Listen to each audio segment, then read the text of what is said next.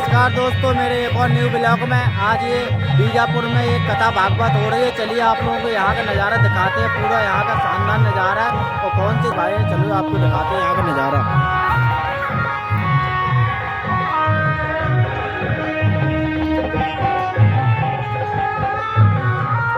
ये देखिए भागवत बैठी है दोस्तों, राधा रानी की।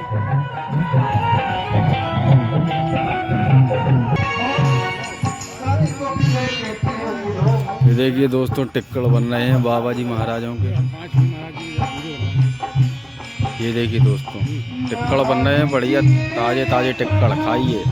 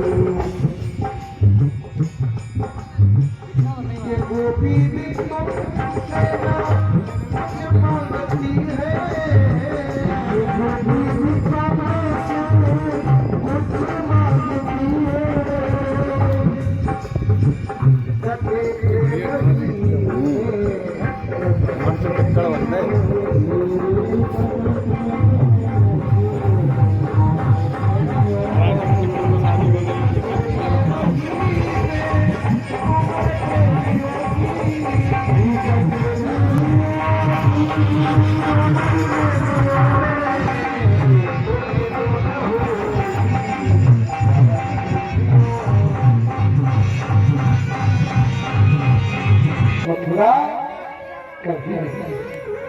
ऐसा है महाराज वृंदावन, ऐसा है वृंदावन वासियों का प्रेम भगवान के लिए। कहते हैं आज भगवान इस धरा धाम से गए नहीं, बल्कि वृंदावन में आज भी भगवान के प्राण बस रहे। ऐसे पवित्र जगह है। आगे चल करके कहते हैं अब तो जरासंध ने भगवान से युद्ध किया। 17 बार अक्षौहिणी सेना लेकर के भगवान से जरासंध ने युद्ध किया, लेकिन 17 बार भगवान इसे छोड़ते रहे। 18वीं बार इस जरासंध ने ब्राह्मणों से कहा ऐसा मुहूर्त बताओ कि मैं उस ग्वाले पर विजय पाकर के ही आऊं। अब तो ब्राह्मण चिल्लाने लगे, प्रभु अगर नहीं बताता हूं तो ये दुष्ट मार डालेगा, इसलिए मैं कर भेज रहा हूं। अब चाहे ना तो बचा लेना और चाहे ना तो मरवा देना, क्योंकि ये कह के आया है ऐसा मुहूर्त बताओ। यदि मैं ग्वाले पर विजय पाकर के न आया तो मैं तुम सबको मार डालूंगा। कूद जाते भागते चले जा रहे थे भगवान। इधर काले वन भगवान को देख लेता है, काले भगवान भगवान के पीछे लगा है। भगवान आगे आगे भाग रहे थे, काले वन पीछे से जा रहा था। भगवान एक गुफा में पहुंच गए जहां पर मुचकुंद महात्मा लेटे हुए। इन महात्मा के ऊपर भगवान ने अपना पीताम्बर उड़ा दिया, स्वयं झुक करके खड़े हो गए। जैसे ही काले वन गुफा के अंदर पहुंचा, इन महात्मा के ऊपर पीताम्बर पड़ा था। सोचने लगा ये यहाँ पर आकर के छिपकर लेट गया। तो जैसे ही पीताम्बर हटाया, आज वो महात्मा जग जाते हैं। उनकी दृष्टि जैसे ही पड़ी, ये काले वन जल करके राख हो जाते। ये त्रेता के मानदाता है। कहते हैं देवासुर संग्राम में इन्होंने बहुत मदद की थी, बहुत युद्ध किया था। युद्ध करते करते ये थक गए थे। इन्होंने कहा हमें आराम की जरूरत है। भगवान ने कहा जाओ तुम ऐसी गुफा में विश्राम करो, और यदि तुम्हें कोई जगा देगा तो उसके ऊपर दृष्टि पड़ते ही तुम्हारी वो भस्म हो जाए। इसलिए भगवान ने मौके का फायदा उठा लिया। आज काले वन जल करके राख हो गया। अब तो भगवान सोचने लगे मुझे कोई कहीं रहने क्यों नहीं देता। वृंदावन में मैं रह नहीं पाया, कंस मामा कोई न कोई राक्षस भेजता रहा। मथुरा में भी भगवान ने कहा मुझे चैन से रहने नहीं दिया। मथुरा को छोड़कर भगवान अब भागे हैं, तो भगवान ने सोचा मैं ऐसी जगह रहूंगा जहाँ पर किसी का कोई अधिकार न हो। तो आज समुद्र में भगवान ने बीचों बीच टापू पर विश्वकर्मा को आदेश दिया और भगवान ने द्वारिकापुरी का निर्माण करा दिया है। उसी द्वारिका में भगवान द्वारिकाधीश के नाम से विद्यमान हो जाते हैं। बोलिए द्वारिकाधीश भगवान की। आइए, भगवान ने सोचा जल पर तो किसी का अधिकार नहीं होता, इसलिए सुंदर द्वारिकापुरी का निर्माण करा के द्वारिका में भगवान विराजमान। आइए, भगवान के अब विवाह का भी समय आ गया है। भगवान के विवाह का भी समय आ गया है। तो सबसे पहला विवाह भगवान का मैया रुक्मणी के साथ में हुआ है। 16,108 भगवान के विवाह हुए, जिनमें की सबसे पहला विवाह भगवान का मैया रुक्मणी के साथ में हुआ है। आइए जरा ध्यान देना। एक विदर्भ देश के राजा हैं, जिनके लिए लिखा है अत भीष्म को राजा विदर्भाधिपतिर्महान् तस्य पंचाभवन पुत्रा कन्यैका च वरायिणः। एक विदर्भ देश के राजा हैं जिनका के नाम भीष्मक है। इन राजा भीष्मक के 5 पुत्र थे। तस्य पंचाभवन पुत्रा कन्यैका च वरायिणः। ध्यान दो, विदर्भ देश में कुंदनपुर नाम के नगर में राजा भीष्मक है, जिनके 5 पुत्र थे और एक कन्या थी जिसका नाम रुक्मणी। और इन मैया रुक्मणी ने बाल्यकाल से ये निश्चय कर लिया था, क्यों? नारद जी के मुखारविंद से इन्होंने भगवान की यश कीर्ति, भगवान की छवि का इन्होंने दर्शन सुना था, किया नहीं था। ध्यान देना, मैया रुक्मणी ने भगवान को देखा नहीं था। नारद जी के द्वारा ही बाल्यकाल में मैया रुक्मणी ने भगवान की कीर्ति, भगवान की रूप माधुरी, भगवान की गौरव गाथा को अपने कानों से सुना था। तो मैया रुक्मणी ने बाल्यकाल से ही ये संकल्प ले लिया था, यदि विवाह करूंगी तो भगवान श्याम सुंदर से ही करूंगी। ये निश्चय कर लिया था बाल्यकाल में ही मैया रुक्मणी ने। लेकिन देखिए, जब मैया रुक्मणी बड़ी हुई तो इन्हीं मैया रुक्मणी का एक बड़ा भाई है जिसका नाम था रुक्म। इस रुक्म ने मैया रुक्मणी का विवाह चंदेली के राजा शिशुपाल के साथ में तय कर दिया। जिस समय मैया रुक्मणी को यह पता चला मेरा विवाह शिशुपाल के साथ तय हो गया, धीरे धीरे से समय व्यतीत तो हो रहा था। मैया के जीवन में वो समय आ गया जब मैया रुक्मणी को यह पता चला कि कल शिशुपाल बारात लेकर के आ रहा है।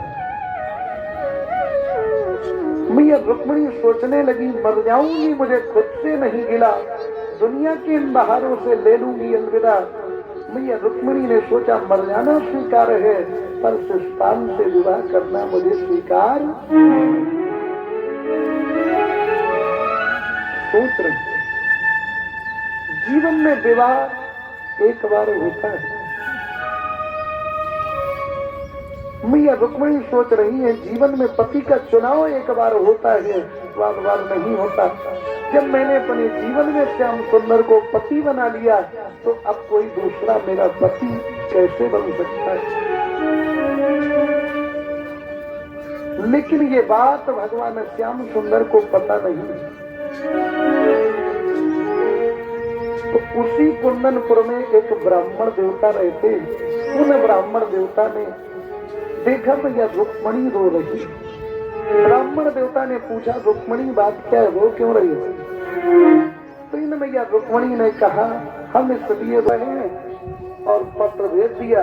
अब जब पत्र पहुंचा तो पढ़ने वाला भी समझ गया या तो कोई निपट गया है और या फिर कोई जाने वाला है। देखिए, लिखते नहीं थे पर लोग समझ जाते थे, इतने बढ़िया भाव होते थे। आज मैया रुक्मणी ने भी पत्र लिखा है और उस पत्र में लिखा क्या है? श्रुत्वा गुणान् भुवन सुंदर प्रणवतान्ते निर्विश्य कर्ण विवरै हरतोंग तापम् रूपं दृशां दृशिमताम् अखिलार्थलाभम् त्वय्यच्युता विशति चित्रमपत्रकम्। कितना सुंदर भाव मैया रुक्मिणी ने लिखा, श्रुत्वा गुणान भुवन सुंदर श्रणवतान्ते। हे प्रभु, आपके जैसा सुंदर तो मैंने त्रिभुवन में कोई नहीं देखा। श्रुत्वा गुणान भुवन सुंदर श्रणवतान्ते। हे भगवान, आप जितने सुंदर हैं इतना सुंदर मैंने त्रिभुवन में शायद किसी को नहीं सुना है। रूपम दृश्याम दृश्यमताम अखिलार्थ लाभम। आपकी रूप माधुरी ने प्रभु मुझको मोहित कर दिया। इतने सुंदर भाव पत्र में लिख रही। और मैया रुक्मिणी ने कहा, प्रभु का तुम मुकुंद महताम गुणशील रूप विद्या वयो द्रविण धाम भिराम तुल्यम धीरावती कुलवती न व्रणीत कन्या काले न सिंह नरलोक मनो विराम। आपकी गौरव गाथा को, आपकी वीरता को मैंने जब से सुना है, मेरा चित्त आपके ही चरणों में लग गया है। तो हे दीनानाथ, कहीं ऐसा ना हो सिंहों का भाग श्रृगाल आकर के न ले जाए, तो देर मत करो, जल्दी से जल्दी भोगे लेकर आ जाओ। कहीं भगवान को देखिए कितनी होशियारी से पत्र लिखा। पत्र में लिखा है कि श्रीमान जी जल्दी से जल्दी भोगे लेकर आ जाओ, क्योंकि मैया रुक्मिणी ने सोचा जब भगवान आएंगे लेने के लिए तो शिशुपाल भी आ रहा है, तो ऐसा ना हो कहीं लड़ाई होने लगे और भगवान अगर अकेले आ गए तो दिक्कत हो जाए। इसलिए कह दिया भोजों की भोजे लेकर। और मैया ने सोचा कहीं ढूंढने में दिक्कत ना हो, तो लिख दिया कि 9 विवाहिता से गिरजा का पूजन कराया जाता है। तो मैं भी गिरजा मंदिर में आपको मिलूंगी और गिरजा मंदिर ठीक मेरे भवन के सामने। ऐसा पत्र लिख दिया।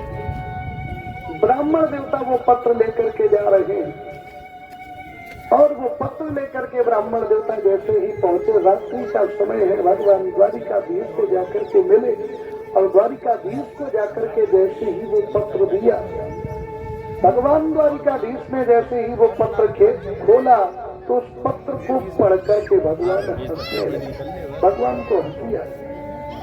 ब्राह्मण देवता ने कहा कि तुम हंस रहे हो, वहां हमारी बिटियां मरी जा रही। तो भगवान बोले हम क्या करें। तो ब्राह्मण देवता ने कहा कि तुम्हें हंसी क्यों आ रही है। बोले हमें हंसी इसलिए आ रही है कि तुम्हारी बिटिया ने हमसे प्रेम तो कर लिया लेकिन मुझ पर विश्वास नहीं कर पाए। क्या हो गया। बोले तुम्हारी बिटिया ने लिखा है कि श्रीमान जी फौजों की फौजें लेकर आ जाओ। भगवान बोले ये बताओ क्या हमें फौजों की जरूरत है, हम तो खुद ही एक फौज है। तुम्हारी बिटिया ने मेरी वीरता पर शायद विश्वास नहीं किया इसलिए हंसी आ रही।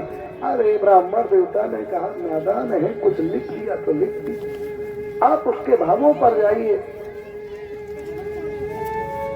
जैसे इतना कहा, आज द्वारिकाधीश तो जानते थे मैया रुक्मिणी के प्रेम को देख करके प्रसन्न हो गए। रात्रि में ही दारुक सारथी को जगाया और वायु वेग से दौड़ने वाले घोड़े लगवाए और भगवान जैसे ही रथ पर बैठ करके चले। ब्राह्मण देवता को भी भगवान ने बैठा लिया। अब जैसे ही कुंदनपुर के समीप पहुंचे तो ब्राह्मण देवता ने कहा प्रभु हमें तो आप यहीं उतार दो। अरे भगवान बोले गांव तक चले चलो, गांव तक हम निभाए चले। अरे ब्राह्मण देवता ने कहा प्रभु हम तो चोरी से आए थे, चुपके से आए थे, अगर कहीं कोई जान गया तो प्रभु हमारी तो सबसे ज्यादा आफत हो जाए। इसलिए ब्राह्मण देवता घर में पहुंचे और पंडितानी से कहा जल्दी वही 5 किलो रुई वाली रजैया निकालो। क्या हुआ, इन्होंने कहा ये रजाई हमें उड़ा दो और कोई पूछे कि पंडित जी कहाँ है, तो कह देना 5 दिन से निमोनिया में पड़े। क्योंकि जान रहे थे अगर किसी को पता चल गया कि पत्र तो ब्राह्मण देवता ने पहुंचाया, आफत हो जाए। अंत में हुआ क्या, इधर शिशुपाल के यहाँ भी बारात की तैयारियां हो रही। भगवान गिरजा मंदिर के पीछे अपना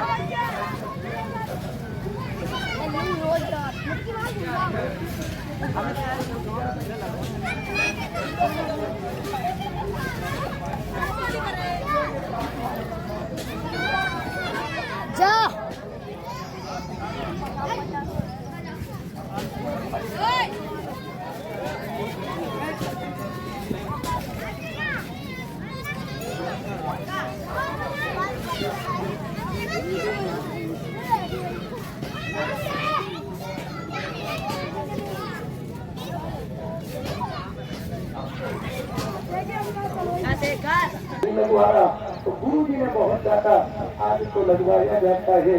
ब्रह्मचर्य आश्रम से तुम गृहस्थ जा रहे हो, लगवाना पड़ेगा।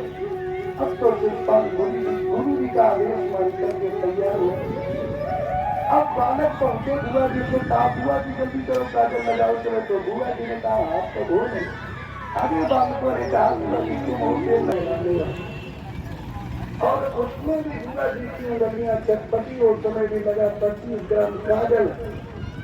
जैसे ही बुआ जी ने शिषपाल के लगाया काजल तो शिषपाल ने गिरती थी और कहा बुआ जी ये क्या कर रही हो, आंखों से अश्रु निकले, आंखों का लगा हुआ काजल फैल गया, आपको गिर रही है चटपटी सब पूरा आंखों का काजल बह गया, काला हो गया।